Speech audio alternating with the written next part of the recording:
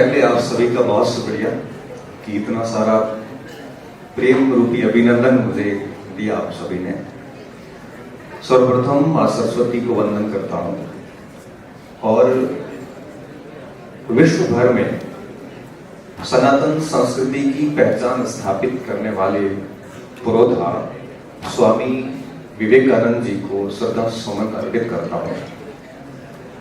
अखिल भारतीय विद्यार्थी परिषद के सानिध्य में आयोजित हो रहे आज के इस कार्यक्रम जिसका नाम स्वयं की खोज दिया गया है, इस कार्यक्रम के इस मंच पर विराजमान आचार्य श्रेष्ठ कुलगुरु मनोज दीक्षित जी, मेरे साथ में विराजमान दिलीप जी, आदित्य जी और सभी साथी, सामने विराजमान सभी विद्यार्थीगण और बाहर से आए हुए सारे अभिभावकगण और जितने भी विश्वविद्यालय के विद्यार्थी हैं, वो सभी लोग पिछले कई दिनों से अपने प्रयासों के द्वारा कार्यक्रम को कोऑर्डिनेट कर रहे हैं, क्योंकि कार्यक्रम करना बिल्कुल भी आसान कार्य नहीं होता।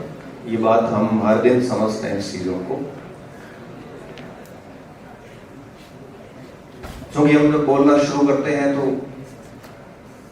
कब 30 मिनट, 40 मिनट, 50 मिनट हो जाते हैं, समझ में नहीं आता। तो चिट्ठी आए उससे पहले मैं मेरी बात समाप्त करने की कोशिश करूंगा पर मैं साथी को कहूंगा चिट्ठी मत देना, मुझे अच्छा नहीं लगेगा क्योंकि फिर मेरा कॉन्फिडेंस डाउन हो जाएगा। फिर भविष्य में कभी किसी मंच पे जाऊंगा तो चिट्ठी का डर हमेशा रहेगा।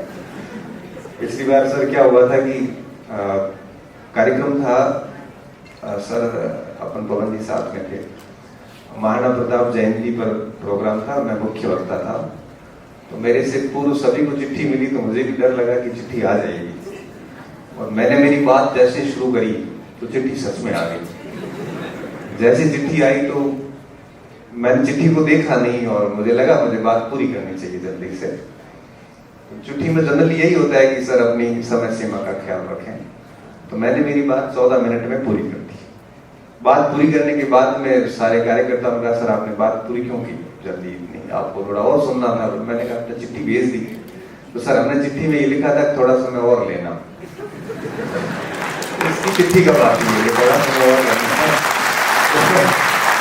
तो आपको पहले क्लियर करना चाहिए था। खैर जो भी था, तो मैं चाहूंगा इस चिट्ठी नहीं आएगी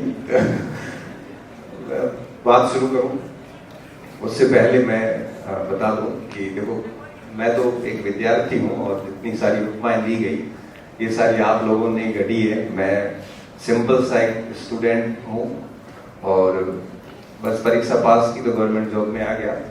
उसके बाद में जो कुछ भी बातें हुई है वो जीवन से जुड़े अनुभव थे जो मैंने हर मंच पे आपके साथ साझा किए हैं, और वो अनुभव आपको टच कर गए क्योंकि आपकी और मेरी यात्रा जनरली सेम रही है।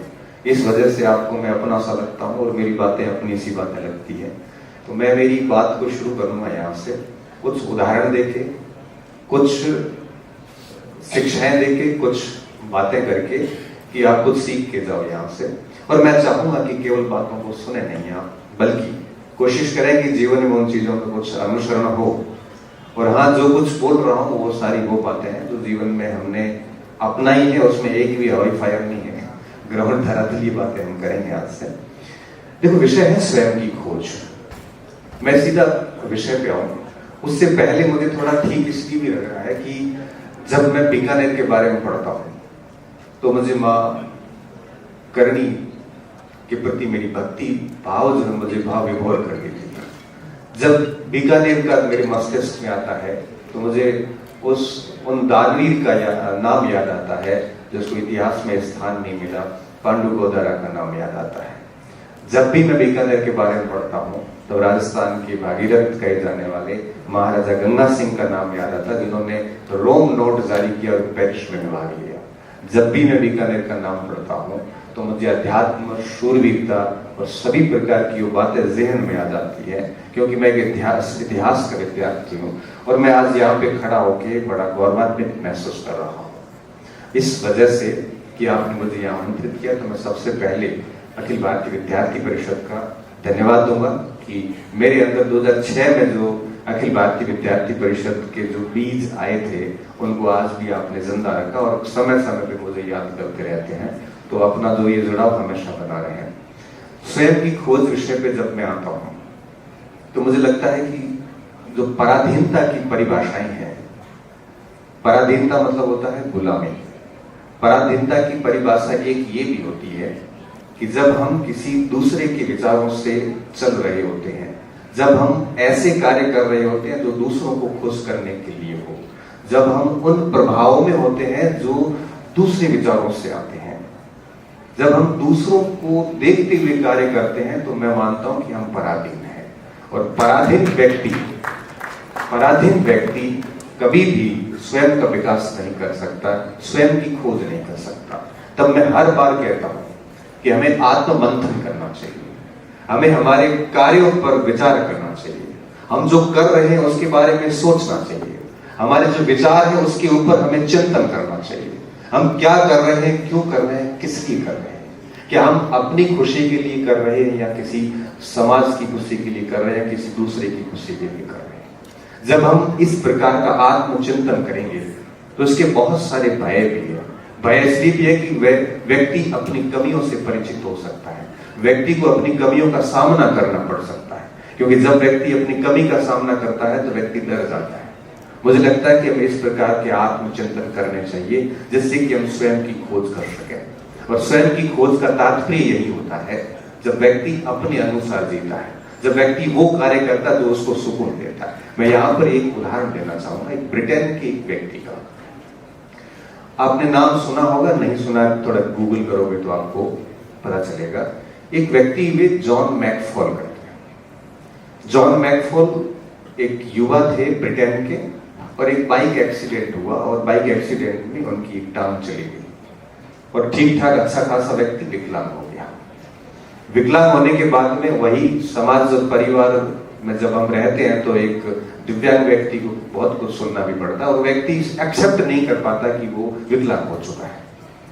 पर हमें सबको मैकफॉल से सीखने की जरूरत है।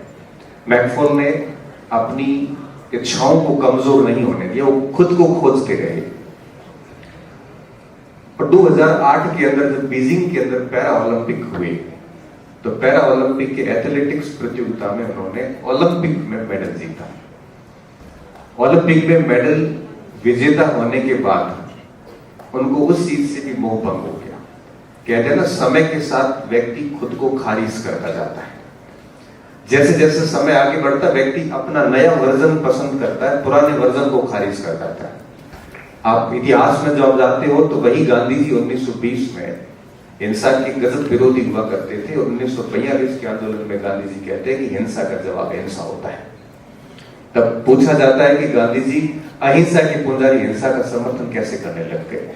तब हम वापस ये कहते हैं कि व्यक्ति समय के साथ स्वयं को खारिज करता है, और व्यक्ति समय के साथ स्वयं को तभी खारिज कर पाता है जब वो स्वयं की खोज करता है।